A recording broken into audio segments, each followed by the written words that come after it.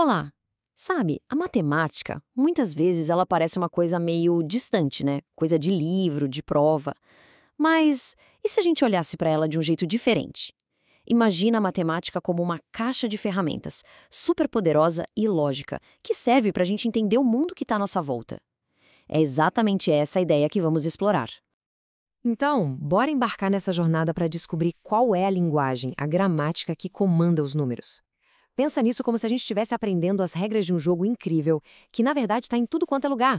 Bom, para começar a montar essa nossa caixa de ferramentas, a gente precisa primeiro das peças básicas, os substantivos da matemática. E esses substantivos são os conjuntos. É o jeito fundamental que a gente tem para agrupar as coisas e começar a conversar sobre elas. A ideia por trás de um conjunto é bem simples, na verdade. É só um jeito organizado de juntar itens que têm alguma coisa em comum. Pode ser um grupo de números, de pessoas, de planetas, qualquer coisa mesmo. É o nosso ponto de partida. E olha só como esses tipos básicos já começam a organizar o universo. O conjunto vazio, por exemplo, é a ideia do nada, de uma caixa sem nada dentro. O unitário é o foco total em uma única coisa. E os disjuntos são grupos que não se misturam de jeito nenhum, tipo o conjunto dos números pares e o dos ímpares. Eles nunca vão ter um elemento em comum. E aqui a gente vê como manipular esses grupos. A união é como pegar dois potes de coisas e despejar tudo num pote maior. Junta todo mundo. Já a intersecção é mais seletiva. É como se a gente procurasse só o que os dois potes têm em comum, só aquele elemento repetido. Ok, então se os conjuntos são os nossos substantivos, agora a gente precisa da gramática para poder formar frases, certo? Essa gramática é a ordem das operações. São as regras do jogo que garantem que todo mundo, em qualquer lugar do planeta, chegue na mesmíssima resposta para a mesma conta. E essa aqui é a lei, é uma hierarquia que não dá para quebrar.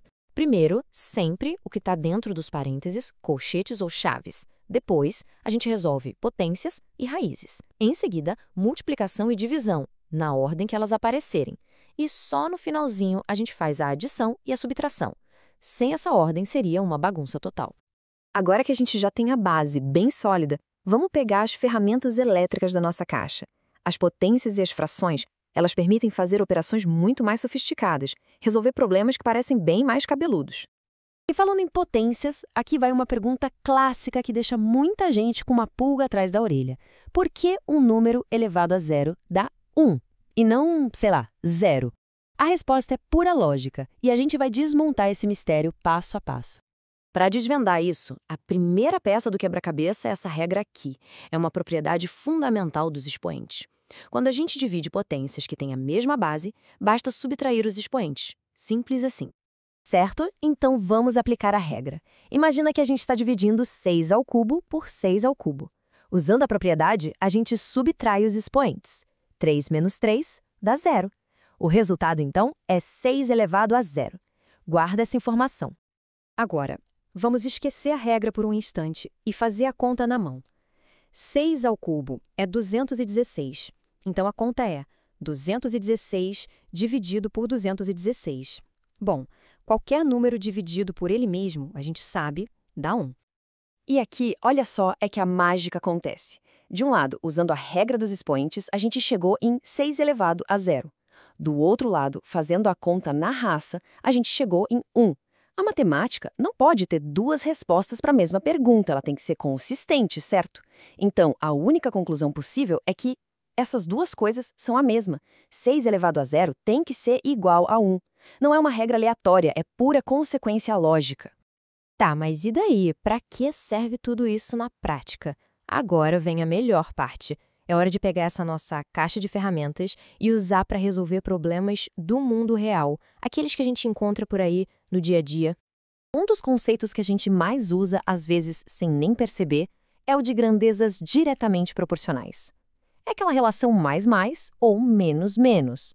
Se a gente trabalha mais horas, ganha mais dinheiro. Se compra mais pães, a conta fica maior. Uma coisa sobe, a outra sobe junto. Olha aí um problema bem prático, coisa de supermercado. As grandezas aqui, o dinheiro e o peso da carne, são diretamente proporcionais. É óbvio, né? Menos dinheiro significa menos carne. A matemática só ajuda a gente a descobrir exatamente quanto. E a resposta está aí. Usando uma regra de 3 simples, que é a ferramenta perfeita para esse tipo de problema, a gente descobre que com R$ 18 dá para levar 720 gramas de carne. Simples, prático e direto ao ponto. Agora vamos ver o contrário, a proporcionalidade inversa. Aqui, a relação é mais-menos. Quanto maior a velocidade de um carro, menor o tempo da viagem. Quanto mais gente ajudando numa obra, menos tempo ela leva para terminar. Uma coisa sobe, a outra desce. Esse aqui é um exemplo clássico. A lógica já diz pra gente que se tem mais torneiras jogando água, o tempo para encher o tanque tem que diminuir. As grandezas são inversamente proporcionais. A matemática vai nos dar o número exato. E o resultado é 1h30. Faz todo sentido, né? A gente quadruplicou o número de torneiras, então o tempo caiu para 1/4 do que era. A nossa caixa de ferramentas funcionou de novo, perfeitamente. Para a gente fechar, vamos dar só uma espiadinha em como essas regras todas, que parecem tão abstratas, se conectam de um jeito lindo com o mundo físico, o mundo das formas e da geometria. Quem nunca ouviu falar do famoso Teorema de Pitágoras? Ele usa exatamente o conceito de potências que a gente acabou de ver para criar uma ponte mágica entre a álgebra e a geometria. É, sem dúvida, uma das equações mais elegantes e úteis que existem.